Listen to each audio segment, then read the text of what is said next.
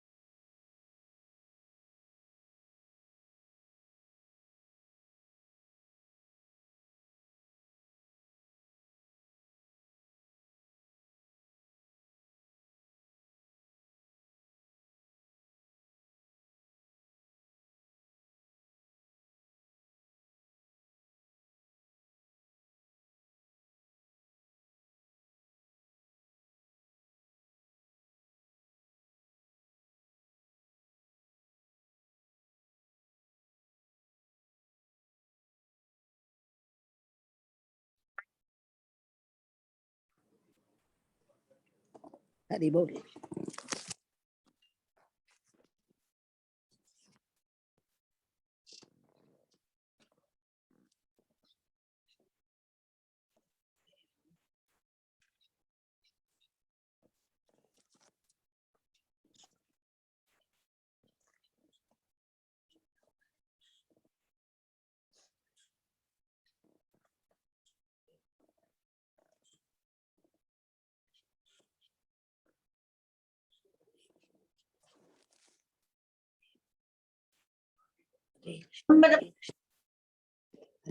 हरि बोल।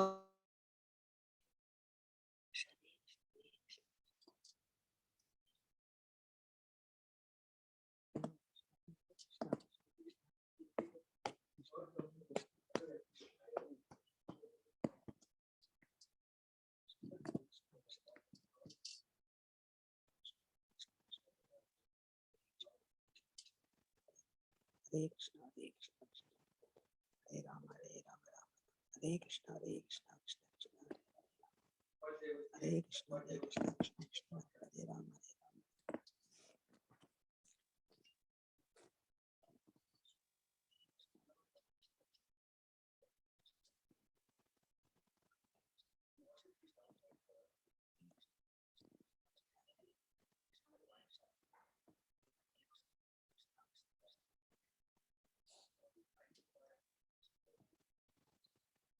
हरे Krishna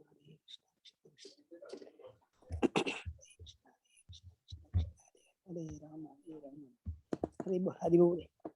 Hari Bol, we'll just begin in 2 minutes.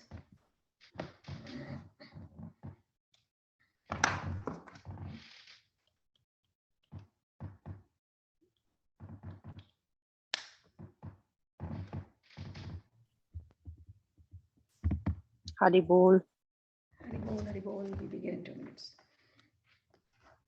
Hari Janmashtami है तो थोड़ा सा मैंने सोचा जन्माष्टमी में कुछ श्लोक बोले जाएं। पहले सोचा था मैंने चैप्टर 10 से जन्म का ही उनका चर्चा करती हूँ, फिर मुझे लगा नहीं, जिस फ्लो में हम चल रहे हैं उस फ्लो को नहीं कट करते हैं। तो हमारे फ्लो में जिसमें हम चल रहे हैं थोड़ा सा उसका नारद मुनि का हम लोग चरित्र पढ़ने के बाद कुंती जी की कुछ प्रार्थनाएं जो आने वाली हैं, तो उन प्रार्थनाओं में से कुछ श्लोक लूंगी। कुंती जी का जो भाव है वो थोड़ा हम लोग जस्ट चर्चा करेंगे बाद में, जब when we reach to the chapter, may be 1 हफ्ते में हम लोग उस चैप्टर पे पहुंचेंगे पूरी तरह से, तो उसको अच्छे से उसको डिटेल में फिर उस पर चर्चा करेंगे। आज छोटी छोटी प्रेयर्स वहां से लेकर के आज उस पर चर्चा करेंगे। सो थोड़ा डिफरेंट है क्योंकि आज भगवान का जन्म होने वाला है, तो उस हिसाब से कुछ श्लोक मेरे लिए हैं, वो श्लोक शेयर करती हूँ जो आप लोग सुनिएगा और हम लोग उसको पढ़ेंगे। ठीक है, let me begin with my prayers.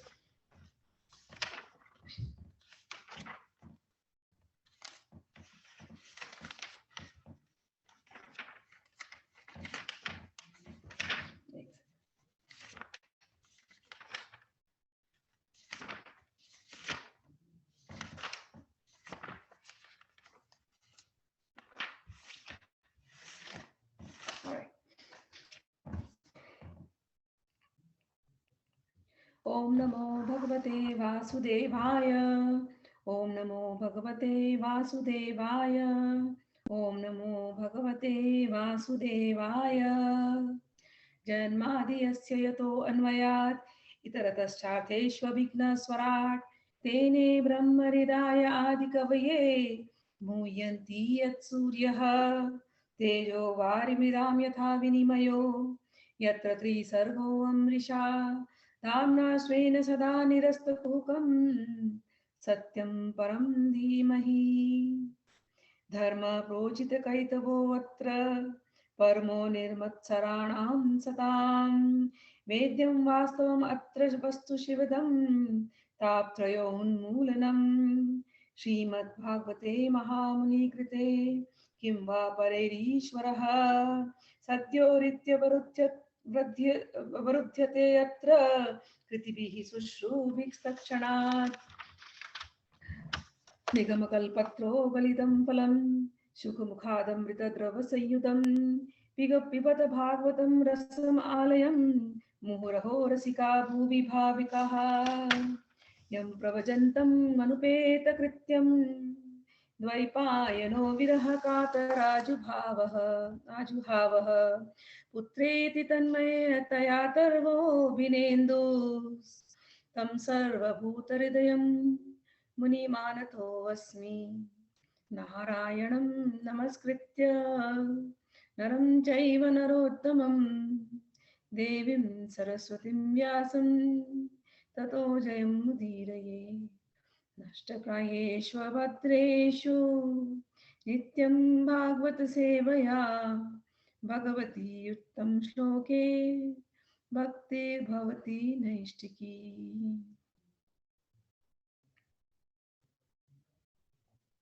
चलिए, आप लोगों को स्मरण होगा हम लोग नारद के चरित्र पर चर्चा कर रहे हैं और थोड़ा सा वो चरित्र आज मैं करती हूँ फिनिश उसको, और उसके बाद थोड़े से कुंती के हम प्रेयर्स लेंगे। नारद जी के पूर्व चरित्र का शेष भाग। अब नारद जी सनकादियों को मिले थे, चतुर्मास हुआ था। सनकादि जो ऋषिगण थे चतुर्मास में जो नारद जी को मिले, जाने के पहले उन्होंने नारद जी को मंत्र दिया था। नारद जी की उम्र क्या थी? छोटे बालक थे, 5 साल के बालक थे। और नारद जी बहुत दुखी हो गए थे जब ये साधुओं की जमात वहां से जाने लगी थी। तो साधु संत, मैंने आपसे कहा था, वो इतने प्रेमी हृदय होते हैं कि उनसे एक बार प्रेम मिल जाता है तो उनको छोड़ना बड़ा कठिन है। तो नारद जी की दशा वैसी हो गई थी, छोड़ पा नहीं रहे थे। लेकिन जाने के पहले उन सनकादियों की जमात ने उनको मंत्र दिया और जिसको वो करने लगे। नमो भगवते तुभ्यं वासुदेवाय धीमहि प्रद्युम्नाय अनिरुद्धाय नमः संकर्षणाय च। ये मंत्र वो जपने लगे। और उसके बाद अब हम लोग 6वें अध्याय पर चलते हैं, नारद जी के पूर्व चरित्र का जो शेष भाग है।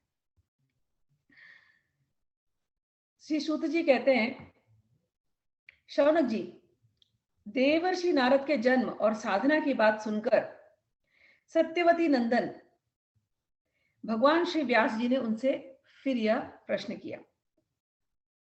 क्या प्रश्न किया? श्री व्यास जी ने पूछा, नारद जी, जब आपको ज्ञान उपदेश करने वाले महात्मा गण चले गए तब आपकी अवस्था बहुत छोटी थी। स्वयंभुव आपकी शेष आयु किस प्रकार व्यतीत हुई और मृत्यु के समय आपने किस विधि से अपने शरीर का परित्याग किया? देवर्षे, काल तो सभी वस्तुओं को नष्ट कर देता है। उसने आपकी इस पूर्व कल्प की स्मृति को नाश नहीं किया। नारद जी को जाति स्मर कहते हैं। जाति स्मर वो होते हैं जिनको अपने पूर्व जन्मों का स्मरण हो। तो नारद जी अभी आए हैं। नारद जी को हम जैसा जानते हैं और व्यास जी के सामने जिस प्रकार से आए हैं, यहाँ पर उनको कहा गया स्वयंभुव, जिनको जो ब्रह्मा जी के मानस पुत्र हैं। 2 प्रकार की सृष्टि चलती है, एक है संकल्प सृष्टि, एक है मैथुनी सृष्टि। तो ब्रह्मा जी जब सृष्टि शुरू किए तो पहले वो संकल्प से सारे लोग आए। रुद्र हुए, स्वयंभू मनु तक, ओके, रुद्र हुए, नारद हुए, और सनकादि हुए, वो सब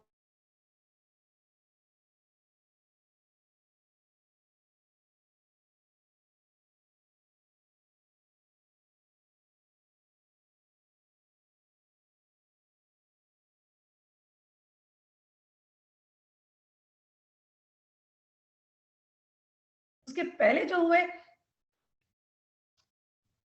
मैथुनी सृष्टि मनु शत्रुपा से आई, उसके पहले जो लोग हुए वो ब्रह्मा जी के संकल्प से हुए।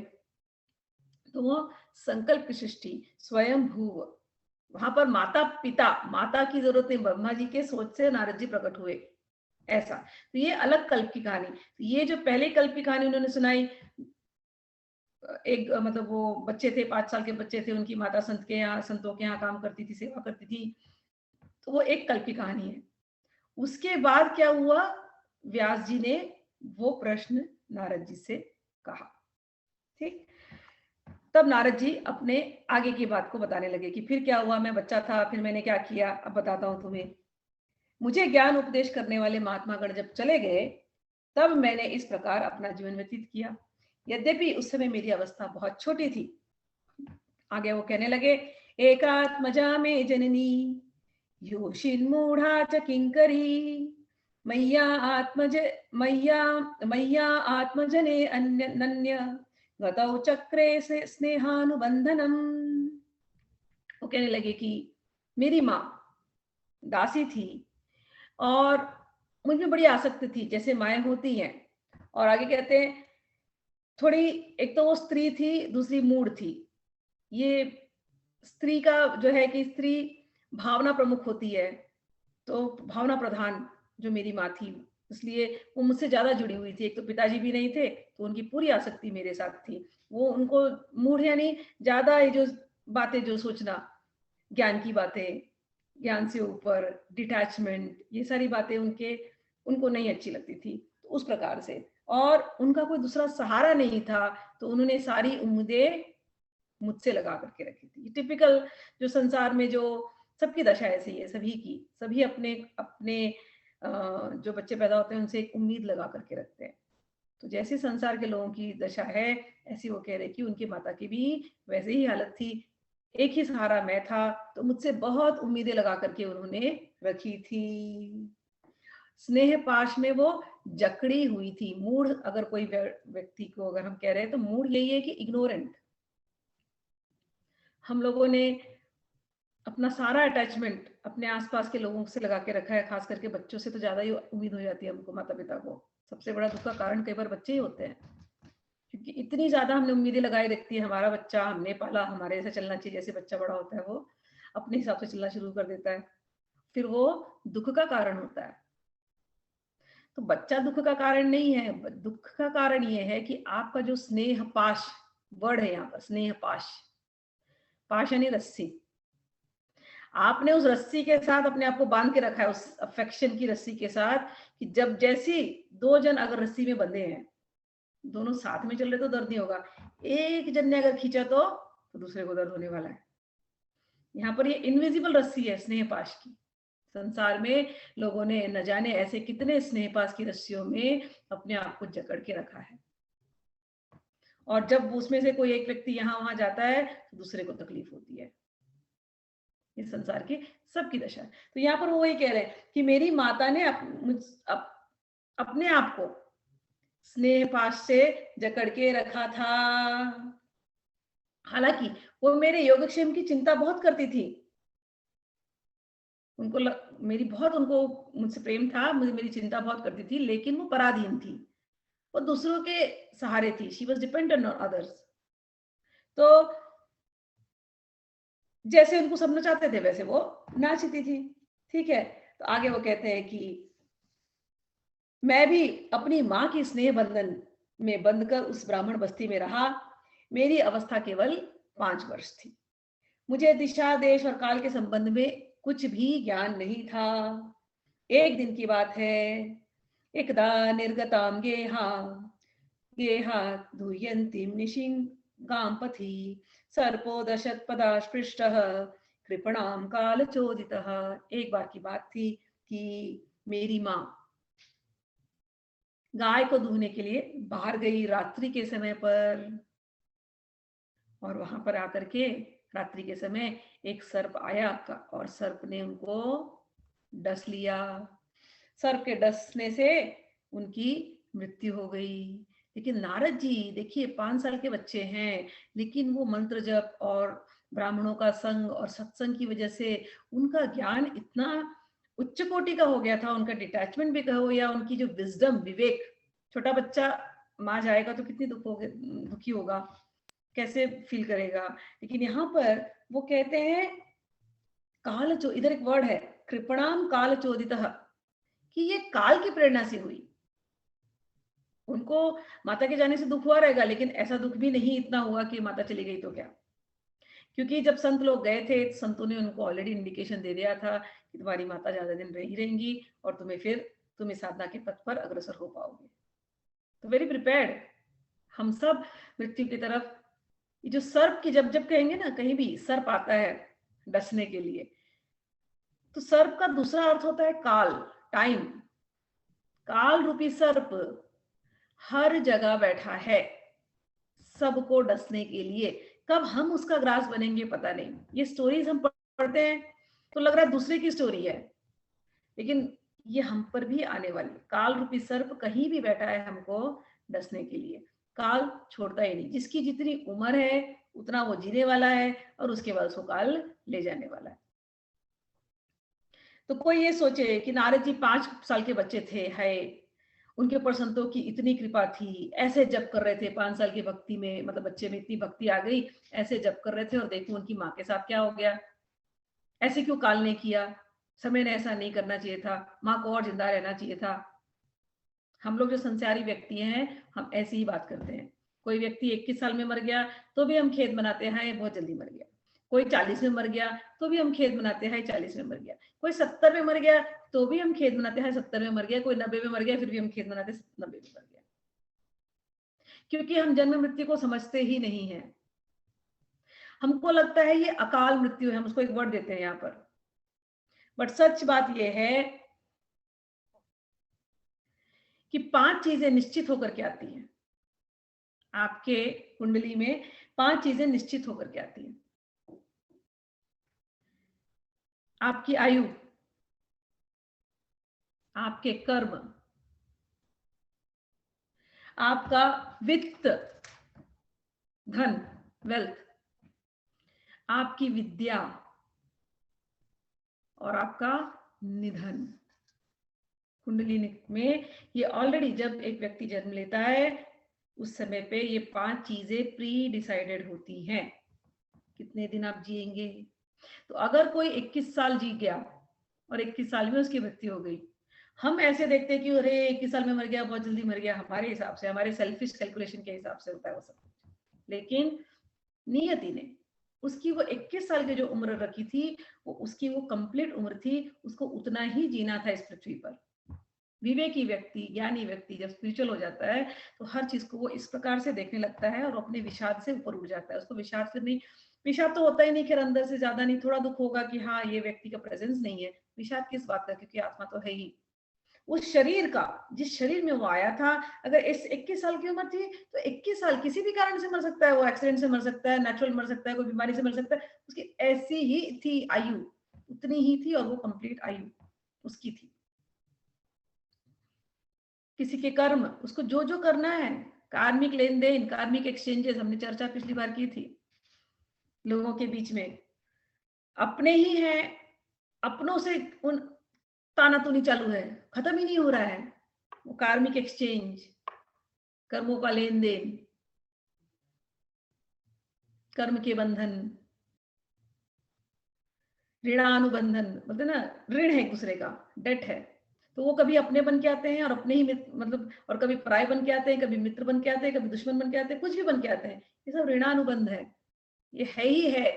इसको ये होना ही है। नहीं तो कैसे किसी की शादी कहीं जा करके हो जाती है, किसी एक घर में हो जाती है जिसको जाना नहीं बचपन से, फिर वहां जाके कभी बहुत हैप्पीनेस मिलती है, कभी बहुत सफरिंग मिलती है। अपने ही जन्म में हमको सता डालते हैं और कोई पराये आकर के हमको इतना प्रेम दे करके जाते कि सोच नहीं सकते आप। ये सब ऋणानुबंध कर्म, ये पक्के होते हैं। वित्तम, धन, अनायास, कोई लोग ऐसे किसमें भी हाथ डालेंगे, it will turn into gold. वित्तम और विद्या, किसी के पास कोई बैकग्राउंड नहीं होगा, ना स्कूल अवेलेबल होगा, लेकिन पढ़ाई उनकी रुकेगी नहीं, पढ़ाई हो ही जाएगी। यहाँ पर एक आईआईटी का एक अलुमनाई मीट था, तो हम लोग गए थे वहां पर। तो लेजिक इन्वेंशन है। लेजिक जो है वो, आप पहले लेजर को बोलते थे कि आंखों में अगर लेजर डाला जाएगा तो आंखें खराब हो जाएंगी। तो उनके जो इन्वेंटर हैं, नाम मुझे याद नहीं आ रहा है, लेकिन वो जो थे वो आईआईटी खड़गपुर से है। और उनको एक बार यहाँ पर the rich and the famous, बहुत पहले एक शो चलता था, तो उनमें उनको फीचर किया गया था। और मैं आईआईटी अलुमनाई में जब गई थी तो मैंने उनको देखा था, और अलुमनाई मीट थी हमारी, तो हमने वहां पर देखा उनको। और वहां पर उनके घर के बारे में, उनके बचपन के बारे में एक बायोग्राफी बताई गई थी। तो जिस घर में वो थे, खड़गपुर के गांव में, वो स्कूल ऐसा टूटा फूटा, और मतलब आप देखेंगे तो लगेगा कि कोई यहाँ कैसे पढ़ सकता है। बिल्कुल कोई, जैसे गांव होते हैं टूटे फूटे घर, कैसे भी teachers literally sitting under the tree and studying. वहां से वो पढ़ते हुए उनको स्कॉलरशिप मिलते मिलते वो आईआईटी खड़गपुर में गए। आईआईटी खड़गपुर से फिर यूएस में आए पीएचडी करने के लिए। यूएस में आकर के फिर उन्होंने लेजिक का इन्वेंशन किया। लेजिक का इन्वेंशन करने के बाद वो इतना इन्होंने धन कमाया है कि he was featured in the rich and the famous, और one of the very richest scientist here. तो विद्या, कैसी भी स्थिति हो, विपरीत परिस्थिति हो, जिसको विद्या मिलनी है उसको विद्या उतनी मिलनी ही है, मिलेगी ही। और किसी किसी को सब कुछ दे दो, लेटेस्ट, मतलब उनको अच्छा स्टडी रूम दे दो, लाइब्रेरी बना के दे दो, they can afford so much. पढ़ना मतलब सब अवेलेबल है, लेकिन उनको पढ़ाई अगर नहीं जानी है तो नहीं जानी है। तो ये चीज निश्चित है, विद्या। और जो मैंने कहा निधनम, तो ये भी निश्चित है। तो जब नारद मुनि की माता जी, जब उनको नाग ने डसा तो जीवित नहीं रही, लेकिन नारद मुनि की विद्या, ज्ञान इतना बढ़ गया था कि उन्होंने कहा काल, काल की प्रेरणा से उनकी मृत्यु हो गई। अच्छा, काल जो होता है, हम लोग भक्त लोग, काल यानी सर्प, सर्प यानी हमारे लिए भगवान श्री कृष्ण ही है। काल रूपी सर्प को हम भगवान श्री कृष्ण को ही मानते हैं। जयदेव जी, जयदेव गोस्वामी की एक पद है गीत गोविंद में, तो उसमें वो वही बोलते हैं वो पद के अंदर कि सखियां सब आपस में बात करती है, राधा रानी की सखियां, अरे भांडिर वन में मत जाना, भांडिर वन एक वन है, वहां मत जाना, वहां पर एक कृष्ण रूपी सर्प रहता है, काला काला है, बांसुरी बजाए तो बांसुरी में से भी उसके विष निकलता है, उसके रोम रोम में से विष निकलता है, वो मुस्कुरा दे तो विष निकल जाए, ऐसा विष निकल जाएगा कि तुम वहां पर उसको देखो, अगर तुमने देख लिया तो देख करके तुम बेहोश हो जाओगी। ऐसा विषधारी सर्प वहां भांडिर वन में रहता है। ये प्रेम के उद्गार थे उनके कि जाना मत, कहीं कहीं कृष्ण को तुमने देख लिया मुस्कुराते हुए तो तुम तो अपने आप को भूल जाओगी, वही तुम्हारी मृत्यु हो जाएगी। इतने वो मनमोहक है। तो हम लोग जब किसी की मृत्यु होती है, साधु लोगों के साथ रहो तो एक एक अच्छे अच्छे वर्ड्स मिलने को सुनने को मिलते हैं। किसी की मृत्यु होती है तो हम सोचते हैं अरे काल रूप में, काल सर्प के रूप में भगवान श्री कृष्ण ही आए हैं। हमारे हॉरोस्कोप देखते हैं ना, तो एक वर्ड आता है काल सर्प, बहुत लोग आएंगे काल सर्प दोष है मेरे अंदर, काल सर्प दोष है, काल सर्प दोष, काल सर्प सबके पीछे पड़ा हुआ है। ठीक, तो इनकी तो मृत्यु हुई, लेकिन ज्ञानी व्यक्ति नहीं देखता, वो तो भगवान की कृपा है, इस प्रकार से उस मृत्यु को वो देखता है। ठीक, यहाँ पर उन्होंने वो सिखाया। उसके बाद आगे वो लिखते हैं, कहते हैं मैंने समझा भक्तों का मंगल चाहने वाले भगवान का यह भी एक अनुग्रह ही है। इसके बाद मैं उत्तर दिशा की ओर चल पड़ा। भक्तों का ये स्वभाव होता है, उनके साथ अच्छा होता है तो वो बहुत प्रसन्न होते हैं और उसमें भगवान की भक्ति और जोरों से करते हैं, और उनके जीवन में यदि कुछ विपरीत हो गया तो भी वो उसकी भगवान की कृपा समझते हैं और अपने आप को भगवान में पूरी तरह ढाल देते हैं। जब तक अगर आप भीड़ में हैं तो हर व्यक्ति के अंदर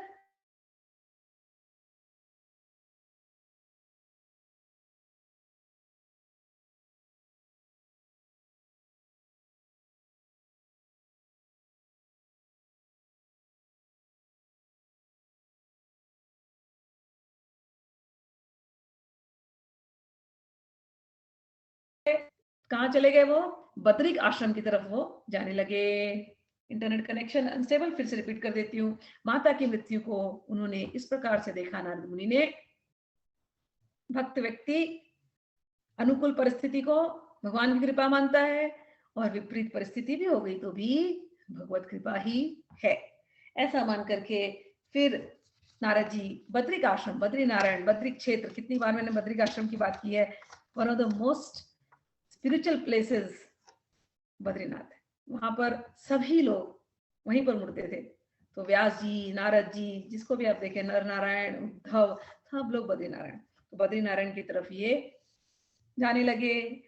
बहुत दूर गए, खूब गांवों से गए, जंगलों से गए, पर्वतों से गए, नदियों से गए, खूब जानवरों को देखा उन्होंने, रास्ते में मिले, सबको देख करके डरते हुए, छोटे बच्चे थे ना, कहीं डरते कहीं भजन करते करते करते करते करते बद्री आश्रम पहुंच गए। और एक जगह जाकर के पहुंचे, एक बार बहुत थक गए थे, थक करके वहां पर उन्हें एक जलाशय दिखा। वहां पर जलाशय में जाकर के उन्होंने स्नान किया, आचमन किया, और जब कभी भूख लगती, जो भी फल फूल मिल जाता, कंदमूल मिल जाता, खा लेते। खा करके फिर वो एक दिन एक जलाशय के पास गए और ऐसे ही कुछ खाया पिया, जल लिया, आचमन किया, और उनकी रोज की प्रैक्टिस हो गई थी मंत्र जप करने की, ध्यान करने की। और उन्होंने अपने आप को ध्यान में लगाया। तो एक पीपल के नीचे बैठे और ध्यान करने लगे, मंत्र जप करने लगे और ध्यान करने लगे। ध्यान जब उस समय वो कर रहे थे तो उन्हें महात्माओं का स्मरण होने लगा। और महात्माओं ने कहा था कि हृदय के अंदर अपने परमात्मा को देखना है, ध्यान करते करते उनके स्वरूप का चिंतन करना है। तो ये ध्यान का एक तरीका है। जब हम लोग मंत्र जप करने लगते हैं तो शुरू शुरू में मंत्र जप में मन नहीं लगता, मन यहाँ वहां भागता है। लेकिन डेली डेली डेली करने से और कोशिश करके उसी समय पर करने से, एक निर्धारित समय पर करने से मन को फिर पता चल जाता है, अच्छा ये टाइम है मंत्र जपने का। तो मंत्र अपने आप ट्रेन होने लगता है। जब आप कुछ महीनों, कुछ साल ऐसे सिंसियरली आप करते जाएंगे तो उस समय में आपका मन शांत होने लग जाता है, स्थिर होने लग जाता है। जब स्थिरता होती है तो उस समय पर जो स्थिर मन होता है उसके अंदर भगवान के किसी भी रूप का, जिस रूप से आपको प्रेम है, उसका चिंतन करना होता है, उसका विजुअलाइजेशन करना होता है। ये हमारे यहाँ ये प्रॉपर विधि बताई गई है। तो यहाँ पर लिख रहे हैं 17 श्लोक, ध्यायतश्चरणाम्भोजं भाव निर्जित चेतसा औतकंठ्या शुकालाक्षस्य हृदयासीन्मेषणैर्हरिः। कह रहे कि मैंने हृदय में उस भगवान के स्वरूप का चिंतन करने लगा। करते करते करते करते वो जो चिंतन में कर रहा था, जो स्वरूप का, वो इतना सत्य सा प्रतीत होने लगा कि उसको देख करके मेरा हृदय भर गया और मैं उत्कंठित हो गया और मेरे अंदर से खूब लबालब लबालब लबालब अश्रु निकलने लगे। जब हम दर्शन करते हैं, जब आप साधना में चलते हैं, तो पहले जब चित्त की शुद्धि होती है तो कई बार भगवान स्वप्न में दिखाई देते हैं। कई लोगों को आएगा, अरे मैंने शिव जी को देखा, अरे मैंने गंगा जी देखी, अरे मैंने ये देखा, अरे मैंने देखा साधु संत आए थे स्वप्न में। तो जो स्वप्न का दर्शन होता है वो दर्शन सत्य दर्शन होता है। ये जो संसार बनाया ना भगवान ने, जिसको हम सत्य समझते हैं, आप लोगों को याद है पहला श्लोक, सत्यम परम धीमहि। जिस संसार में हम जी रहे हैं हमें लगता है ये सत्य है, लेकिन ये सत्य नहीं है, ये असत्य है। हम एक हिप्नोटिक स्टेट में है। जैसे जादूगर का जादू सत्य लगता है लेकिन अगर किसी ने एनालाइज कर लिया जादू को तो उसका तो निकल गई सब कुछ। तो जादूगर का जादू जैसे सत्य लगता है, वैसे भगवान का ये जादूगरी दुनिया है, माया, माया भी है ये, और हमें लग रहा है सत्य है, हम उसमें जी रहे हैं, हमें लग रहा है ये सब सत्य है। लेकिन जैसे आपकी स्पिरिचुअलिटी बढ़ती है, आपके अंदर स्पिरिचुअल तेज बढ़ता है, तो आपकी आंखें खुल जाती है, अरे नहीं ये ऐसा नहीं है, सत्य तो कुछ और ही है। तो अगर सत्य केवल भगवान है, सत्यम परम धीमहि, सत्य केवल भगवान है, ये सब कुछ सत्य क्यों प्रतीत होता है? क्योंकि इसमें जो सत्य तत्व है वो है भगवान। तो यदि आप सो रहे हैं और स्वप्न में आपको भगवान का रूप दिखाई दे रहा है, तो सत्य है ना भगवान, भगवान हर हालत में सत्य है, निद्रा हो या किसी भी हालत में भगवान सत्य है। अगर आपको स्वप्न में भगवान दिखाई दे रहे हैं, समझ जाइए कि आपने भगवान को देखा, ये सत्य है। दूसरा, ध्यान दर्शन। तो ध्यान में क्या होता है, जैसे एक चित्र आप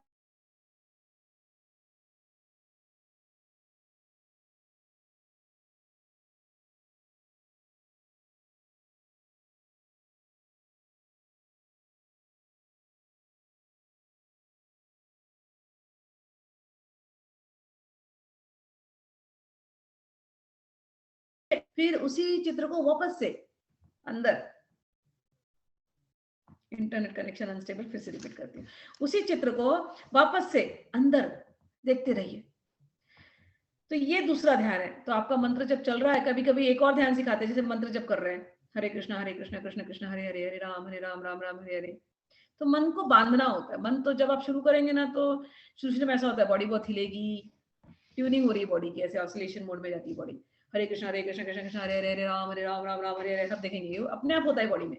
या कोई लोग ऐसे हरे कृष्ण कृष्ण कृष्ण हरे हरे, हरे राम राम हरे हरे, जब आप साधना करने बैठते हैं ऑसिलेशन मोड में। क्योंकि जैसे वो घड़ी का ना सुई ऐसे चलते चलते चलते चलते धीरे धीरे फिर ऑसिलेशन मोड में आकर के फिर मंत्र के बाद आपकी बॉडी ट्यून होती है, फिर आप सडनली बॉडी को बोलिए अब शांत, फिर बॉडी शांत हो जाती है, बॉडी शांत होती है, फिर मन धीरे धीरे शांत होता है।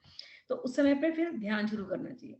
तो मंत्र का ध्यान भी आप कर सकते हैं। आप सोच सकते हैं कि स्वर्णाक्षर में गोल्डन लेटर्स में वो मंत्र लिखा गया है, आप उस मंत्र को पढ़ रहे हैं, तो वो भी एक राइट तरीका है।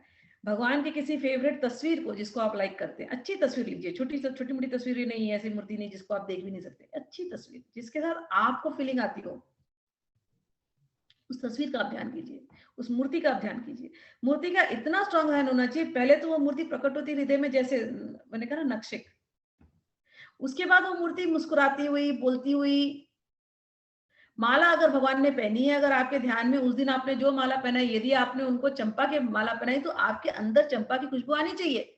यदि आप उनको चंदन लगा रहे भगवान को, तो आपके अंदर वो चंदन की खुशबू आनी चाहिए। यदि आप चंदन में रोज वाटर, गुलाब जल मिश्रित करके अगर भगवान को लगा रहे हैं, तो चंदन और गुलाब जल का सुगंध आना चाहिए। ऐसे ऐसे ध्यान होता है। आपने भगवान को यदि अपने ध्यान में पायल पहनाई है, तो पायल की किंकड़ियों की झिनझिन झिनझिन आनी चाहिए। आप यदि भगवान को गले में हार पहना रहे हैं, तो भगवान को गले में बाल में फंस रहा है, आपको ये फीलिंग आनी चाहिए। ऐसे आपके भावना में भगवान प्रकट हो जाने चाहिए, इतने स्ट्रॉन्ग। तो वो ध्यान में जब ऐसे आपका प्रकट होता है, तो ध्यान में वो भगवान एक दिन रियल में, जैसे आप आंख बंद करेंगे ना, हंसते खेलते बात करते हुए भगवान आपके सामने रहेंगे। तो ये दर्शन दूसरा दर्शन होता है, जिसको हम कहते हैं ध्यान दर्शन। तो ये भी सही है। तो पहले क्या था, स्वप्न दर्शन, फिर ध्यान दर्शन, नक्शिक नक्शिक नक्शिक नक्शिक करते करते फिर थर्ड जो लेवल आप पहुंचेंगे, वो हृदय में। आंख जहां बंद करी, गाड़ी में ड्राइव करते बैठ रहे, कोई ड्राइव कर रहा है, ड्राइवर, आप पीछे बैठे हुए, आंख बंद किया, हाँ कृष्ण मेरे कृष्ण, ऐसे याद किया, ओ मेरे प्रियतम, oh my beloved, my best friend, my bestie बोलेंगे, और अंदर हृदय में कृष्ण प्रकट। ऐसा भी होता है। तो वो भी दर्शन सत्य दर्शन है। ध्यान दर्शन, हृदय दर्शन, स्वप्न दर्शन, ध्यान दर्शन, हृदय में दर्शन, और उसके बाद एक दर्शन होता है जहां प्रत्यक्ष भगवान प्रकट होते हैं। भक्तमाल में बहुत सारे संतों की कथा आती है जहां पर भगवान प्रत्यक्ष प्रकट हुए। मैंने कुंभन दास की आपको कथा सुनाई थी, भगवान उनके आगे पीछे डोलते रहते थे, बीज बोते हुए। सखुबाई के सामने भगवान आए हैं। कितने संतों का जीवनी ऐसे पढ़ो जहां पर भगवान प्रत्यक्ष प्रकट हुए हैं और वहां पर सेवा करी है। तो प्रत्यक्ष दर्शन उसके बाद का दर्शन होता है, और अंत का जो दर्शन होता है जिसको हम कहते हैं सब में उसी भगवान का दर्शन। जब हम आगे बढ़ेंगे तो कपिलोपाख्यान आएगा।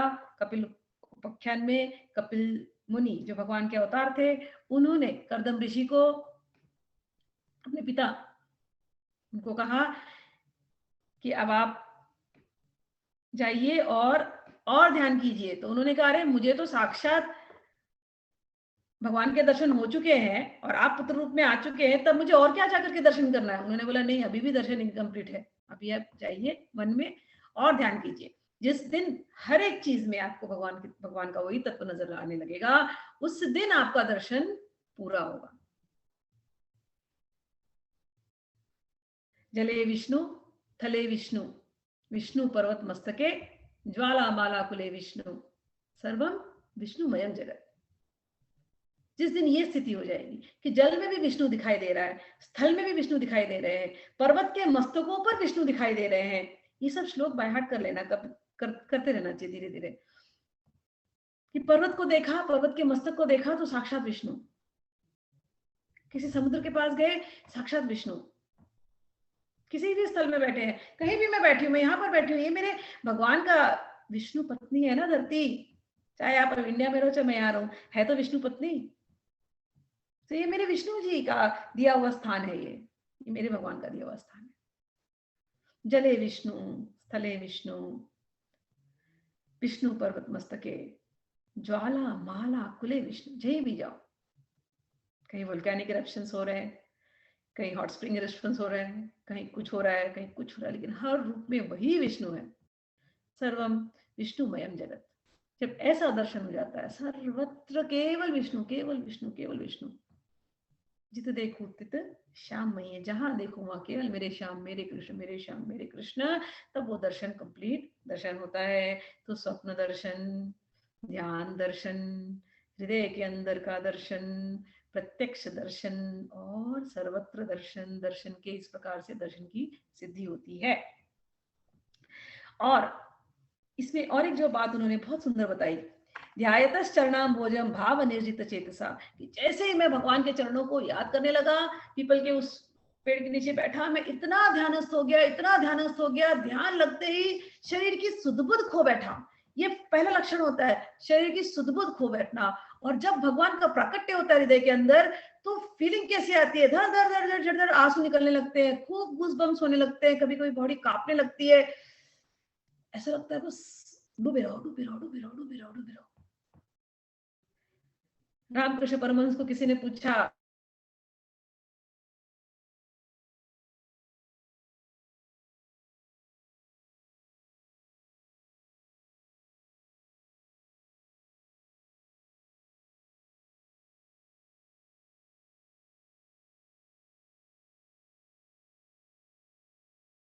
लेंगे, हमको तो आंसू आते ही नहीं है। नहीं आते तो भगवान से प्रार्थना करो। आज सुन लिया ना कि आंसू निकलना है, तो जाके उस रामकृष्ण परमहंस को प्रार्थना करो, उस नारद मुनि को प्रार्थना करो, सुखदेव जी को प्रार्थना करो, हर सभी संतों को प्रार्थना करो कि भगवान ऐसी स्थिति हमारी कब आएगी कि आपका नाम सुनते सुनते हृदय से हृदय फटने लगेगा, आंखों से आंसू निकलने लगेंगे, गला रूंध जाएगा। ऐसी मेरी दशा कब होगी? जब ऐसी दशा हो जाएगी, पागलों की तरह रोने लगोगे, भगवान के नाम सुनते सुनते कभी आनंद में रहोगे, कभी विरह में रहोगे। जब ऐसी दशा होती है, तब कहीं भगवान हृदय में प्रकट होते हैं। फिर आंख भी खोलते हो, कहीं भी दिखेंगे तो आपको भगवान ही भगवान दिखाई देंगे। तो अगर प्रार्थना करनी है तो यही प्रार्थना भगवान से करना। भगवान, जो प्रेम नारद जी एक्सपीरियंस कर रहे हैं, जो प्रेम मीराबाई ने एक्सपीरियंस किया, जो प्रेम चैतन्य महाप्रभु बता के गए, जो प्रेम इतने संतगणों ने अनुभव किया, हे भगवान एक बूंद वो प्रेम हमारे अंदर भी उतर जाए। कृपा करके आप ऐसी कृपा कीजिए हम पर। ध्यायतस चरणाम भोजम भाव निर्जित चेतसाम, शरीर की सुध-बुध खो जाए। साधना ऐसी करो शरीर की सुध-बुध खो जाए, भूल जाओ सब कुछ। भाव निर्जित चेतसा औत्कंठ्या अश्रु कलाक्षस्य, उत्कंठित भावना से अश्रु लबालब लबालब लबालब छलकने लगे। भगवान केवल एक ही चीज से मिलते हैं, तस्य लौल्येव मूल्यम। नारद मुनि कहते हैं नारद भक्ति सूत्र में, लौल्य भगवान और किसी से प्रकट नहीं होते। आप उनको धन दे रहे हो कि आप उनको कितना चढ़ावा चढ़ा रहे हो, कि कितना फ्रूट चढ़ा रहे हो, कि कितना पैसा आप डोनेट कर रहे हो, भगवान को चाहिए ही नहीं। तस्य लौल्येव मूल्यम, आपके हृदय में कितनी लौल्य है, कितना चाहत है, कितनी उत्कंठा है, बस जिस जिस दिन हृदय में वो लौल्य आ जाएगा, वो उत्कंठा आ जाएगी, भगवान तुम्हारे बिना अच्छा नहीं लग रहा, एक तुम ही हो, तुम्हारे बिना जीने का मन नहीं है अब, तब भगवान प्रकट हो जाते हैं। ये भाव उन्होंने यहां पर से बताया। औत्कंठ्या अश्रुक अश्रुकालक्षस्य हृदय आसीन में शनै हरि, जब ऐसे अश्रु झलकने लगे, जब ऐसी उत्कंठा आने लगी, ऐसा प्रेम झर झर झर झर झर झर आंखों से टपकता है। जब अश्रु निकलते हैं तो हमारे संतगण कहते हैं पहले जो अश्रु के धार निकलते हैं वो आपके हृदय की मलिनता को धोते हुए निकलते हैं। फिर जब हृदय की मलिनता धुल जाती है, हृदय हृदय स्वच्छ हो जाता है। ये वृंदावन है आपका, ये हृदय, ये चित्त जब स्वच्छ हो जाता है, उस हृदय में फिर भगवान प्रकट होते हैं। और उस हृदय में जब भगवान प्रकट होते हैं तब अश्रु और निकलते हैं। क्यों निकलते हैं? भगवान का अभिषेक करने के लिए निकलते हैं। भगवान को कोई जल वल कहां से लाओगे कहा? ये आपके हृदय के जो जो प्रेम है, जो अश्रु के रूप में निकलते हैं, वही भगवान का अभिषेक करते हैं। ये कह रहे हैं यहाँ पर। भक्ति भाव से वशीकृत चित्त द्वारा भगवान के चरण कमलों का ध्यान करते ही भगवत प्राप्ति की उत्कट लालसा से मेरे नेत्रों में आंसू छलछला आए और हृदय में धीरे धीरे भगवान प्रकट हो गए।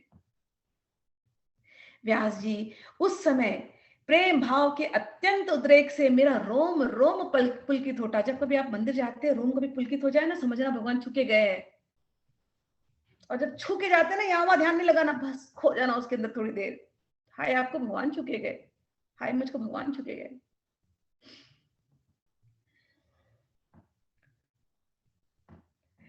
हृदय अत्यंत शांत और शीतल हो गया। उस आनंद की बाढ़ में मैं ऐसा डूब गया कि मुझे अपना और ध्येय वस्तु का तनिक भी ध्यान नहीं रहा। ये साधना की उच्चतम अवस्था है, यही आपको पाना है। कई बार लोगों को लगता है नाम जपने से मिल जाएगा। हाँ, नारद मुनि कह रहे हैं, नारद मुनि केवल नाम जप रहे थे। क्या नाम जप रहे थे? हे वासुदेव आपको नमस्कार है, हे प्रद्युम्न जी आपको नमस्कार है, हे अनिरुद्ध जी आपको नमस्कार है, हे संकर्षण जी आपको नमस्कार है। संस्कृत का मंत्र नहीं आता, ये तो आता है। इतना इतना बोलते बोलते आपको नमस्कार है, आपको नमस्कार है, हे भगवान आपको नमस्कार है, हे कृष्ण आपको नमस्कार है, बोलते बोलते बोलते बोलते हृदय साफ हो गया। इजिएस्ट मोस्ट पावरफुल मेथड ध्यान का मैंने आपको कितना सरल तरीका बता दिया। यही ध्यान नारद मुनि ने किया है, यही ध्यान आप कीजिए, कुछ और करने की जरूरत नहीं है।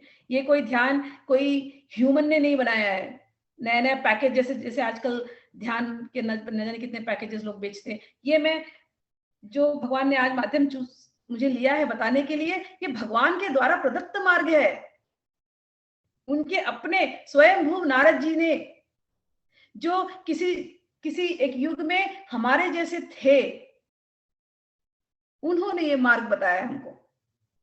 कोई ऑर्डिनरी मार्ग ये नहीं है, तो इसमें उतनी ही ताकत है। ठीक, अच्छा, फिर दर्शन तो हो गया इनको वहां पर। आगे क्या हुआ? मैंने उस स्वरूप का दर्शन फिर करना चाहा, किंतु मन को हृदय में समाहित करके बार बार दर्शन की चेष्टा करने पर भी मैं उसे नहीं देख सका। मैं अतृप्त के सामने आतुर हो उठा और मैंने बार बार देखना चाहा, लेकिन नहीं हुई। तो उस समय पर एक अत्यंत गंभीर वाणी प्रकट हुई, जो कि भगवान की वाणी थी। तो इस प्रकार निर्जन मन में मुझे प्रयत्न करते स्वयं भगवान ने, जो वाणी के विषय से नहीं है, बड़े गंभीर और मधुर वाणी से मेरे शोक को शांत करते हुए कहा कि खेद है, जिनकी वासनाएं पूर्णतया शांत नहीं हो गई हैं, उन अधकचरे योगियों को मेरा दर्शन अत्यंत दुर्लभ है। इसलिए इस जन्म में एक ही बार तुम मेरा दर्शन कर पाओगे। हे निष्पाक बालक, तुम्हारे हृदय में मुझे प्राप्त करने की लालसा जागृत करने के लिए ही मैंने एक बार तुम्हें अपने रूप की झलक दिखाई है।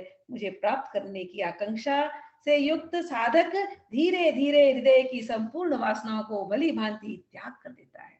भगवान ने एक बार दर्शन दिया और कहा, देखो तुम अभी पूरी तरह परिपक्व नहीं हो। भगवान चाहते तो दे सकते थे, लेकिन देते नहीं है बारंबार। क्यों तड़पाते हैं? हमारे संत लोग कहते हैं कि जैसे किसी डेजर्ट में आपको छोड़ दिया जाए, रेगिस्तान में आपको छोड़ दिया जाए और पानी नहीं मिल रहा है, और आप चलते जा रहे हैं, ढूंढते जा रहे हैं, तड़प के पानी कहाँ है, पानी कहाँ है, पानी कहाँ है, और फिर आपको कोई पानी मिल जाए, जब पानी भी मिल गया और साथ में कोई वृक्ष की छाया मिल जाए, तो कितना आनंद आएगा। बहुत गर्मी में और सडन में चांदनी रात में आप चले जाएं, कितना आनंद आता है, उसको आप पूरी तरह एंजॉय करते हैं। तो जब ऐसी तड़प जब हृदय के अंदर उठती है, बहुत तपिश, बहुत गर्मी, बहुत तड़प, उस तड़प के बाद जब भगवान तो प्रेम का रस है ना, जब इतनी तड़प के बाद जब वो प्रेम की शीतल रसधारा आपके हृदय में जब प्रकट होती है, तो उसको आप बहुत ज्यादा है ना एंजॉय करते हैं।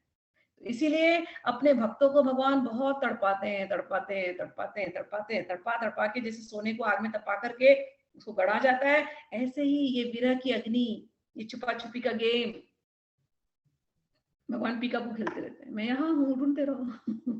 लेकिन जब हृदय साफ होता है, जब लालसा पड़ जाती है, जब आप प्रेम से आंसू छलका छलका के आपके चित्त की सारी मलिनता धुल जाती है और आप भगवान को बुलाते हैं, तब भगवान आकर के हृदय में प्रकट होते हैं। तो भगवान के आज प्रकट होने का दिन है। मैंने आपसे कहा था थोड़े से कुंती के श्लोक लूंगी। भगवान के प्रकट होने का कारण आपको समझा नारद मुनि के चरित्र से। भगवान ने क्या कहा, जब बहुत उत्कंठा बढ़ जाती है, नारद मुनि ने क्या कहा, जब बहुत उत्कंठा बढ़ जाती है तो भगवान प्रकट होते हैं उस भक्त के लिए। गीता में क्या कहा गया है, आप लोग ये बाय हार्ट कर लो फॉर लाइफ। जब कभी आप किसी को भगवान के प्राकट्य के बारे में, मैं चाहती हूँ आप लोग सबसे बात कीजिए, सबको बताइए। 3 रीजन दिए भगवान के प्राकट्य के, और ये श्लोक तो सबको पता है, thanks to the serials, TV serials. परित्राणाय साधूनां विनाशाय च दुष्कृतां धर्म संस्थापनार्थाय संभवामि युगे युगे। परित्राणाय साधूनां विनाशाय च दुष्कृतां, जो दुष्कृत लोग होते हैं उनके नाश के लिए मैं प्रकट होता हूँ, धर्म की संस्थापना के लिए मैं प्रकट होता हूँ। ये भगवान के प्रकट होने के रीजंस हैं। धर्म भगवान के बिना चल नहीं सकता, जहां भगवान है तभी धर्म है, भगवान ही साक्षात धर्म है। तो ये तो एक रीजन है। दूसरा रीजन क्या बोला, परित्राण विनाशाय दुष्कृताम। लेकिन ये दोनों रीजन है ना, इतने स्ट्रॉन्ग रीजंस नहीं है, क्योंकि अगर दुष्कृतियों को मारना है, भूमि का भार अगर कम करना है, जब पाप बढ़ जाती है धरती पर, उनको मारना है तो भगवान के लिए बहुत आसान है। एक अर्थक्वेक करा देंगे, खत्म। एक बम ब्लास्ट करवा देंगे कहीं, खत्म। जितने पापी सब इकट्ठे होंगे एक साथ खत्म। भगवान के लिए वो बड़ी बात नहीं है। लेकिन जब भक्त इस प्रकार से रोता है कि भगवान मुझे आपके साथ खाना है, मुझे आपके साथ घूमना है, मुझे आपके साथ बात करनी है, मेरे को, मैं आपके बिना जी नहीं सकता, रो रहा है भक्त, रो रहा है, रो रहा है, रो रहा है, तो भगवान थोड़ी ना, अब क्या करेंगे भगवान? अब रोते हुए को चुप कराने के लिए तो भगवान को आना ही पड़ेगा ना। जब हृदय में ऐसी उत्कंठा जैसे नारद जी को उठी 5 साल के बालक को, और रो रहे हैं और जाप कर रहे हैं, और रो रहे हैं और जाप कर रहे हैं, तो भगवान को प्रकट होना पड़ता है अपने बच्चे के लिए। जैसे हमारे यहाँ सरेंडर का एग्जाम्पल दिया जाता है, माँ और बच्चे का डीलिंग। छोटा बच्चा जब होता है तो वो रोता रहता है, तो माँ को बहुत काम है, तो माँ क्या करेगी, कुछ खिलौना दे देगी उसको, वो थोड़ी देर खेलेगा, फिर खिलौने के बाद उसको सडनली आ जाता है, अरे नहीं मम्मी कहाँ है, फिर वो रोएगा, मम्मा मम्मा करेगा। तो माँ बोलेगी, माँ को अभी भी काम है, तो माँ क्या करेगी, टीवी ऑन कर देगी, ले टीवी देख ले थोड़ा देर। तब बच्चा थोड़ी देर टीवी देखता है, टीवी देखने में खो गया, फिर उसको फिर याद आता है, अरे मम्मी क्या, मम्मी मम्मी मम्मी, फिर चिल्लाएगा। फिर माँ बोली, अरे थोड़ा और काम है, तो कुछ खाएगा पिएगा, ले खा ले, मैं तेरे को खाना बनाती हूँ। फिर खाना दे दिया, अब बच्चा खा रहा है पी रहा है, फिर उसको याद आएगा, मम्मा मम्मा मम्मा। अब मम्मा ने खूब उसको खिलौने दिए, सब कर लिया मम्मा ने, लेकिन एक पॉइंट ऐसा आता है बच्चा सब फेंकना शुरू करता है, नहीं मुझे नहीं चाहिए ये, मुझे मम्मी चाहिए, मम्मी किधर है, मम्मा मम्मा मम्मा। इतना मम्मा मम्मा करता है कि फिर मम्मा सब काम छोड़ करके आ जाती है, आ जा चल आ, फिर अपने बच्चे को गोदी में लेती है, खूब उसको ढक लेती है, फिर मेरा बच्चा मेरा बच्चा, मेरा प्यारा बच्चा, मेरा बच्चा। तो पहले बच्चा मम्मा मम्मा मम्मा करता है और फिर मम्मा उसको यूं यूं यूं खिलौने दे दे के बहलाती है। लेकिन जब बच्चा जिद पे आ जाता है कि नहीं अब खिलौना नहीं, अब मम्मा ही चाहिए, तो मम्मा क्या करती, मेरा बच्चा है, मेरा बच्चा, मेरा लड्डू, मेरा गोपाल, मेरा गोविंद। तो भक्त की स्थिति जब ऐसी होती है तो उसको सरेंडर कहते हैं कि अब और कुछ नहीं, अब अपने कृष्ण के अलावा और कुछ नहीं, ये बहुत हो गया माया के खिलौनों के साथ खेल करके, बहुत दे दिया आपने, मैंने बहुत एंजॉय कर लिया, बहुत हो गया, अभी अब तुम्हारे अलावा अब कुछ नहीं। हे कृष्ण अब तुम मिल जाओ और मैं, बस तुम और मैं तुम्हें अपनी चुन्नी से ढक दूं। ना तुम किसी और को देखो, ना मैं तुम्हें किसी और को देखने दूं, मेरे प्यारे मोहना धाप तुझे मैं ले। तो ऐसे ऐसी जब स्थिति होती है तो भगवान प्रकट होते हैं। अब कुंती माता का कुछ प्रेयर्स थे जो मैं आज थोड़ा लेने के इसमें हूं, तो मैं एक minute, let me just open the prayers. बहुत सुंदर सुंदर प्रेयर्स हैं, चलिए।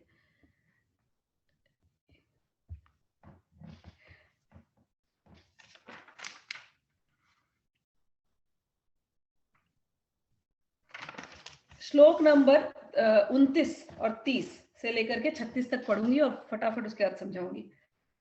न वेद कश्चित् भगवंश्चिकीर्षितं तवेह मानस्य नृणां विडम्बनं न यस्य कश्चित् दयितोऽस्ति कर्हिचित् द्वेषश्च यस्मिन् विषमामतिर्नृणाम्। कह रहे कि कुंती जी कहती है, इसके पूरे स्टोरी को हम बाद में फिर से रिपीट करेंगे जब उस चैप्टर में पहुंचेंगे, नेक्स्ट क्लास में शायद, कि हे भगवान आप प्रकट होते हैं और आप मनुष्यों जैसी लीलाएं करते हैं। उसके पहले वो कहती हैं कि आप अजन्मा हैं, आप व्यापक हैं, फिर भी आप प्रकट होते हैं और इतनी सारी लीलाएं आपने की हैं। जैसे महाभारत का युद्ध किया है तो कई लोग आपको समझते हैं कि आपकी वजह से महाभारत का युद्ध हुआ है, लेकिन वो आपके रियल स्वरूप को जानते नहीं है। और यहां तक कि आपने ऐसी ऐसी मधुराति मधुर लीलाएं की हैं कि वेद भी, कई बार ब्रह्मा जी तक भी मोहित हो जाते कि ये सच में भगवान है कि कौन है ये। तो न वेद कश्चित भगवान श्री कृष्णतम, आपने ऐसी ऐसी लीलाएं की हैं कि वेद तक कंफ्यूज हो जाते हैं, आप भगवान हैं या कोई मनुष्य है, कौन है आप, ये वेद को भी नहीं पता चलता। तवे हमानस निड़ाम विडंबनम, अगर वेदों को नहीं पता चल रहा है तो मनुष्यों की विडंबना वो तो होनी ही है ना, कंफ्यूज तो वो होना ही है। न यस्य कश्चित दयितो अस्ति करचित, कहते हैं कि आपका ना तो कोई प्रिय है और न ही कोई आपका अप्रिय, हाँ ना, लेकिन लोग आपसे द्वेष करते हैं ना, तो वो उनकी प्रॉब्लम है, उनको समझ में नहीं आता, उनकी बुद्धि विषम है, उनको समझ में नहीं आता, इसलिए वो आपसे वो द्वेष कर रहे हैं कि भगवान वहां पर प्रकट थे, लेकिन कितने लोग भगवान श्री कृष्ण को पसंद नहीं कर रहे थे क्योंकि उन्होंने इतना बड़ा युद्ध करवाया उनके हिसाब से, और भगवान हमेशा पांडवों के हाथ रहते थे। तो बहुत सारे लोग, इवन तो भगवान ह्यूमन फॉर्म में प्रकट है, लेकिन सबको भगवान अच्छे लगे कोई गारंटी नहीं है। और अभी भी संसार में हम इतनी कथाएं सुनते हैं लेकिन भगवान से तुरंत प्रेम हो जाए, कोई गारंटी नहीं। तो ये भगवान, कुंती जी कहती है भगवान वेद तक आपको नहीं पहचान सकते, तो हम तो मनुष्य, हम नहीं पहचान सकते। सही बात है, उसमें बड़ी बात क्या है, आगे कहती है जन्म कर्म च विश्वात्मन अजस्या कर्तुरात्मनः तिर्यंगन निशीषु यादसु तद्यंत विडंबनम। हे भगवान आप जन्म नहीं लेते, आप न कोई कर्म करते हैं, फिर भी आप जन्म लेते हैं कभी कभी त्रियंग निशु त्रियंग नर और ऋषि, कह रहे हैं कि पशु पक्षी मनुष्य ऋषि और जलचर, इनमें आप जन्म भी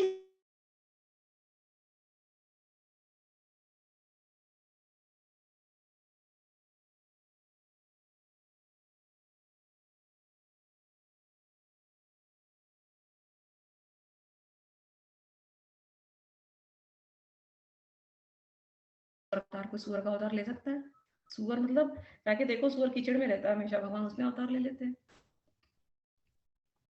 भगवान ने वाराह अवतार लिया, सुअर का अवतार। सुअर हमेशा कीचड़ में रहता है, कोई जाएगा क्या वाराह अवतार लेने? भगवान ने लिया। भगवान मछली बन गए हैं, जलचर। भगवान हंस अवतार लिए हैं। भगवान ऋषि बने हुए हैं, परशुराम हैं। भगवान कितने सारे ऋषि, गौतम बुद्ध के रूप में आए हैं भगवान। भगवान नारद जी के रूप में है भगवान, व्यास जी के रूप में है भगवान, सुखदेव जी के रूप में है भगवान देवता के रूप में, वामन अवतार में आए हैं भगवान। तो इतने इतने रूपों में भगवान आए हैं। वो अजन्मा जो जन्म नहीं लेता वो जन्म ले रहा है, तो इसलिए लोग कंफ्यूज होते हैं। जब भगवान श्री कृष्ण, जब हम चैप्टर 10वें स्कंद में जब जाएंगे, तो भगवान कृष्ण का जब जन्म होता है, तो उस कंस के आगार में, उस जेल में जब जन्म लेते हैं, तो भगवान कोई गर्भ से जन्म नहीं लेते जैसे हम लोग ले रहे हैं। वहां भगवान साक्षात अपने उस चतुर्भुज अवतार में उस गर्भ में प्रकट, उस जेल में प्रकट होते हैं। फिर जब प्रकट होते हैं तो देवकी जाके स्तुति करती है कि भगवान आप ऐसे नहीं हो, आप छोटे बच्चे बन जाओ।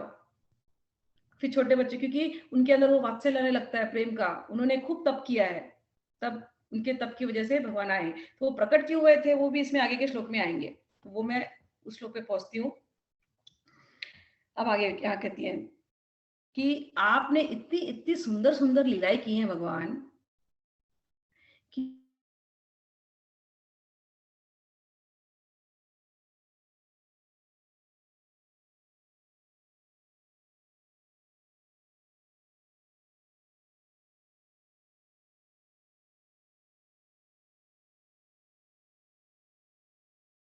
भावनाया स्थितस्य सा मां विमोहयति भीरपि यद्विभेति।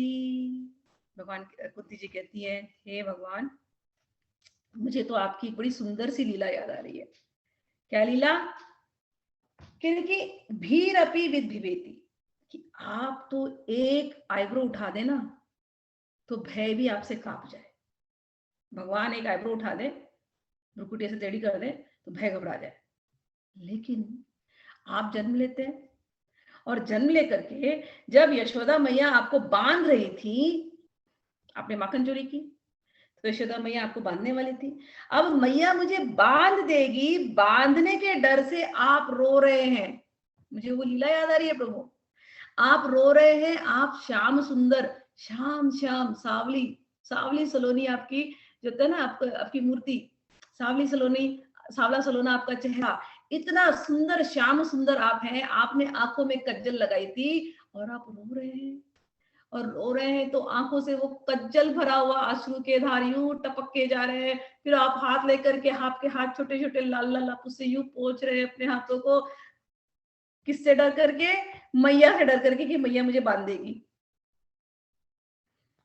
जिससे भय डर जाए, जिसने कंस का वध किया, जिसने न जाने कितने उस समय का, जब वध की, पड़वाघासुर का वध किया, व्योमासुर का वध किया, जिसने न जाने कितनों का वध कर दिया, जो इतना है वो डर रहा है। किससे डर रहा है? अपनी मैया से डर रहा है। तो कौन कंफ्यूज नहीं होगा आपकी ऐसी ऐसी छोटी छोटी प्यारी प्यारी लीलाओं को देख करके। आगे कहती है, केचिद आहुराजं जातं पुण्य श्लोकस्य कीर्तये यदो प्रियस्यान्ववाय मलस्येव चंदनम। कहते हैं कि केचिद, कोई लोग, कुछ लोग कहते हैं कि आप अजन्मा है, लेकिन फिर भी आप जन्म क्यों लेते हैं, वो कारण क्या है? तो कहते हैं जैसे मलयेस्व चंदनम, मलयाचल, मलय पर्वत है हमारे यहाँ, जो मॉडर्न जो मलेशिया जो कंट्री है, मलेशिया कंट्री का भी नाम ओरिजिनली देखेंगे तो मलय ही होगा, मलय। तो मलय पर्वत में चंदन उगता है। चंदन की खुशबू इतनी अच्छी है कि चंदन उगने की वजह से मलय का नाम हुआ है, मलयाचल चंदन। चंदन की वजह से मलय का नाम हुआ है। इसी प्रकार से यदुकुल का नाम हुआ है आपके जन्म से। लोग यादव कुल को जानने लगे आपके जन्म से। तो आपका रीजन क्या था? आप जैसे मलयाचल की कीर्ति के विस्तार के लिए उसमें चंदन प्रकट होता है, वैसे ही आपने अपने प्रिय भक्त राजा यदु की कीर्ति का विस्तार करने के लिए आपने उस वंश में अवतार किया। तो अपने भक्तों की कीर्ति का विस्तार करने के लिए हम कुंती जी को क्यों पूज रहे हैं, हम अर्जुन को क्यों इतना पूज रहे हैं, द्रौपदी को क्यों इतना लाइक कर रहे हैं, ये इनके भक्त हैं, इनका विस्तार करने के लिए। हम तुलसीदास जी को क्यों सुनते हैं, ये इनके लिए, इनके कीर्ति का विस्तार हो, इनके भक्तगण, इनके संतगण इनके गुणगान गाते रहे और उनकी कीर्ति होती रहे, इसलिए भगवान अवतार लेते हैं। ये दूसरा रीजन। आगे कहते हैं अपरे वसुदेवस्य देवक्यां याचितो अभ्यगात् अजस्त्वमस्य क्षेमाय वधाय च सुरद्विषाम। कहते हैं कि वसुदेव और देवकी ने पूर्व जन्म में सुतपा और कृष्ण के रूप में खूब साधना की और आपको पुत्र के रूप में मांगा कि आप हमको पुत्र के रूप में जन्म दे, आपके जैसा पुत्र हमको मिले, ये था उनका। तो भगवान ने बोला मेरे जैसा तो केवल मैं ही हो सकता हूं, इसलिए मैं ही पुत्र के रूप में तुम्हारे यहाँ प्रकट होऊंगा। तब सुतपा और कृष्णी इन दोनों की प्रार्थना पर, इन दोनों की तपस्या को, इनकी इच्छा पूर्ति करने के लिए आपने उनको वर दिया कि मैं ही तुम्हारे यहाँ पुत्र बन करके आऊंगा। और तब आपने उनके यहाँ पर पुत्र बन करके कृष्ण रूप में प्रकट हुए। लेकिन जब वो जेल में प्रकट हुए थे, उस आकार में, कृष्णागार में, तो भगवान चतुर्भुज में प्रकट हुए थे। फिर देवकी ने प्रार्थना की है कि आप छोटे बच्चे जैसे आ जाइए। भगवान छोटे बच्चे से बने हैं उनकी आंखों के सामने, और फिर मतलब गोद में बैठे हैं और उन्होंने फिर उनको दूध पिलाया है। और फिर वहां से फिर वो निकले हैं अपने नंदगांव की तरफ, गोकुल की तरफ। वो उनका लीला थी। अच्छा, दूसरा, कुछ लोग कुछ और लोग यूं कहते हैं कि यह पृथ्वी दैत्यों के अत्यंत भार से समुद्र में डूबते हुए जहाज की तरह डगमगा रही थी, पीड़ित हो रही थी, तथा ब्रह्मा की प्रार्थना से उसका भार उतारने के लिए ही आप प्रकट हुए। कि पृथ्वी पर बहुत अत्याचार बढ़ गया था, तो वो अत्याचार को जो कर रहे थे उनको हटाने के लिए, विनाशाय च दुष्कृताम, उनको हटाने के लिए आपने अवतार ग्रहण किया। जब पृथ्वी घबरा गई कि बहुत ज्यादा अत्याचार हो रहा है, बहुत पाप बढ़ रहा है, तो पृथ्वी ब्रह्मा जी के पास गई और ब्रह्मा जी को उसने प्रार्थना की कि मेरी मदद कीजिए। तब भगवान ने बोला मैं आऊंगा पृथ्वी के लिए, और भगवान ने फिर अवतार लिया। तो ये भी कुछ कारण कुछ लोग बोलते हैं। किसी का तो ऑन है, क्या कहते हैं, माइक जरा म्यूट कर लीजिए प्लीज याद से। Thank you. अच्छा, फिर कुछ महापुरुष ये कहते हैं, क्या कहते हैं कुछ महापुरुष, कोई महापुरुष यूं कहते हैं कि जो लोग इस संसार में अज्ञान, कामना और कर्मों के बंधन में जकड़े हुए पीड़ित लोग हैं। बहुत अच्छा इसमें श्लोक है, भवे अस्मिन् क्लिश्यमाना नाम अविद्या काम कर्म भी ही। संसार में बहुत अविद्या, लोगों को ज्ञान नहीं है, इग्नोरेंटली संसार में वो फंस गए हैं। इतनी ज्यादा उनके अंदर कामनाएं हैं, कामना पूर्ति नहीं है। कामनाएं क्यों आ रही हैं? अज्ञान की वजह से आ रही हैं। तो उनके अज्ञान को दूर करने के लिए, उनकी अविद्या को दूर करने के लिए भगवान प्रकट होते हैं। तो क्या क्या रीजंस बताए? एक, कि अपने भक्तों की कीर्ति के लिए, उनके कीर्ति की वर्धन हो। दूसरा, उनकी वृद्धि हो, क्षेमाय, ठीक है। और इन्होंने सुतपा और वृष्णि ने तपस्या की थी, उनको भगवान पुत्र के रूप में चाहिए थे, तो भगवान ने उनकी इच्छा पूरी करने के लिए जन्म लिया। उसके बाद भगवान क्यों जन्म लेते हैं?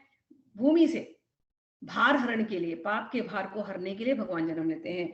और एक रीजन क्या कहा कि जब संसारिक लोगों में खूब अविद्या हो गई है, खूब कामना की वजह से वो फंसे हुए अपने ही जाल में, तो वो उस जाल से कैसे मुक्त हो, वो मुक्ति का रास्ता बताने के लिए भगवान जन्म लेते हैं। तो मुक्ति का सबसे सरल रास्ता क्या है जो भगवान बताते हैं? वो सरल रास्ता है 36 श्लोक। शृण्वन्ति गायन्ति गृह्णन्ति अवीक्षणशः स्मरन्ति नन्दन्ति तवेहितं जनाः तएव पश्यन्त चिरेण तावकं भवप्रवाहो परमं पदाम्बुजम्। जो लोग कह रहे हैं जो अज्ञान, कामना और कर्मों के बंधन में जकड़े हुए हैं, उन लोगों के लिए श्रवण और स्मरण करने योग्य लीलाएं, उस विचार से, लीला करने के लिए उस विचार से ही आपने अवतार ग्रहण किया है। सबसे सरल मार्ग देने के लिए, भगवान की लीला सुनने के लिए, भगवान की लीला गाने के लिए। अगर भगवान अवतार नहीं लेते, भगवान इतनी सुंदर मधुराति मधुर लीला नहीं करते, तो हम क्या बोलते? हम संसार से संसार की बातें करते थे। अब तो हम भागवतम पढ़ रहे हैं, पूरी भागवतम केवल भगवान के और भगवान के भक्तों की वाणियां हैं। भगवान के भक्तों की वाणियों में, अब ये वाणी में जैसे दामोदर लीला बता दी ना, भगवान रो रहे हैं, इतने प्यार से रो रहे हैं। ये लीला पढ़ने से वाणी शुद्ध होती है, वाणी शुद्ध होती है, मन शुद्ध होता है, चित्त शुद्ध हो जाती है, भगवान से मन जुड़ जाता है। तो ऐसी ऐसी लीलाएं करने के लिए जिससे अज्ञानता दूर हो जाए और सही सरल तरीके से कोई भगवान से जुड़ जाए, इसलिए भगवान अवतार लेते हैं। सबसे बड़ा कारण यदि कुछ है भगवान के अवतार का लेने का, परित्राणाय साधूनाम, साधुओं को हमेशा एक ही कामना है, बस भगवान की चर्चा करते रहे, भगवान की लीलाएं सुनते रहे, भगवान का कीर्तन करते रहे। कीर्तन करने के लिए भगवान ने हजारों लीलाएं करी, बस उन लीलाओं को हम गुणगान करते रहे, उसलिए भगवान लेते हैं। शुण्वन्ति गायन्ति गृणन्ति अभीक्षणशः, हमेशा मतलब 24 आवर्स केवल भगवान की लीलाओं का चिंतन, उनके नाम का गुणगान, यही उनके नाम का श्रवण, उनकी लीलाओं का श्रवण। उसके लिए आपने कहा, और कहते हैं भक्तजन बार बार आपके चरित्र का श्रवण, गान, कीर्तन एवं स्मरण करके आनंदित होते रहते हैं, वे ही अविलंब आपके उस चरण कमल का दर्शन कर पाते हैं। भगवान की इच्छा होती है, समझ लो एक बात, आप भगवान के अपने हैं, आप भगवान के अपने हैं, और आप फंस गए उनको छोड़ करके दुनिया में, तो भगवान को तरीके लगाने पड़ते हैं। आप मेरे पास आइए, कहाँ जा रहे हो?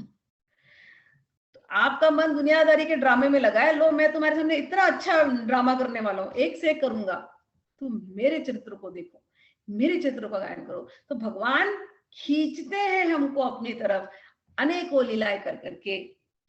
और ये सब जब हम कीर्तन की ये जो लीलाएं जब हम पढ़ते हैं, गान करते हैं, खुश होते हैं, तो भगवान को बड़ी प्रसन्नता होती है।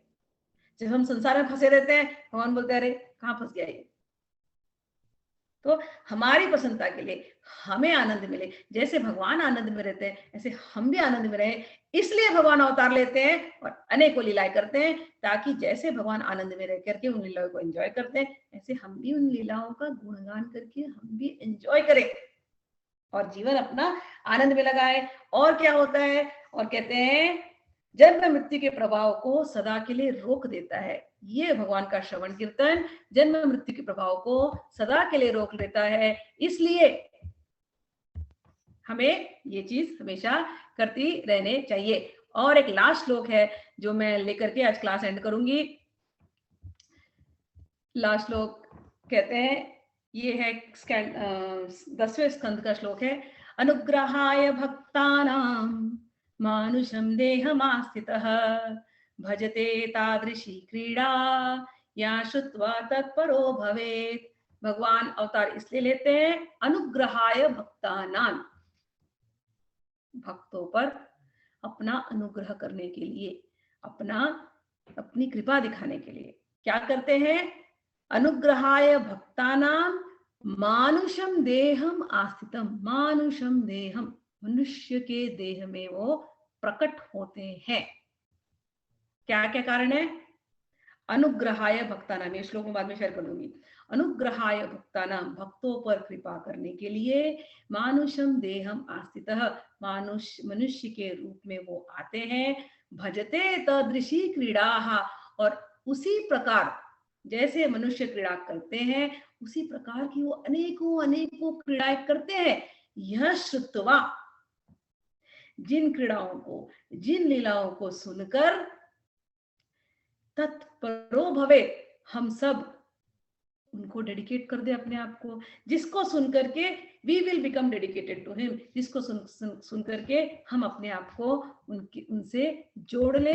इसीलिए भगवान मनुष्य रूप में आकर के मनुष्यों की जैसी लीलाएं करते हैं। भगवान ने दो मतलब ना दो हाथ वाले रूप में आए हैं भगवान, कृष्ण के रूप में आए और ग्वाले बने हैं और बच्चों जैसी लीलाएं की हैं, सखा जैसी लीलाएं की हैं, व्रज की अंतरंग लीलाएं की हैं जो उनके धाम में होती है, जहाँ गोलोक धाम में जहाँ भगवान रहते हैं, जो वो उस धाम की लीलाएं भगवान ने अपने मनुष्य रूप में जब कृष्ण भगवान के अवतार में आए हैं उन्होंने प्रकट किया है, ताकि हम उनको सुने और उनको सुनकर हम जाने तो हमारा घर कहाँ है।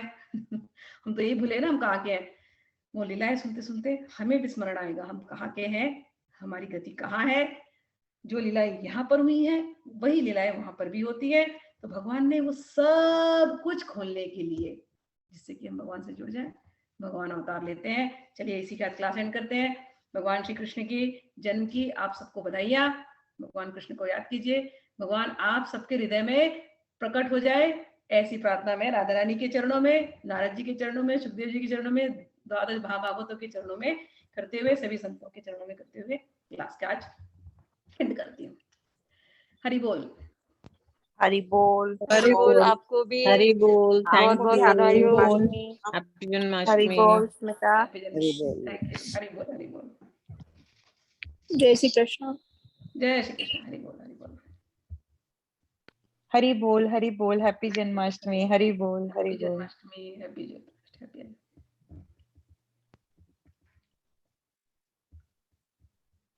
हैप्पी जन्माष्टमी।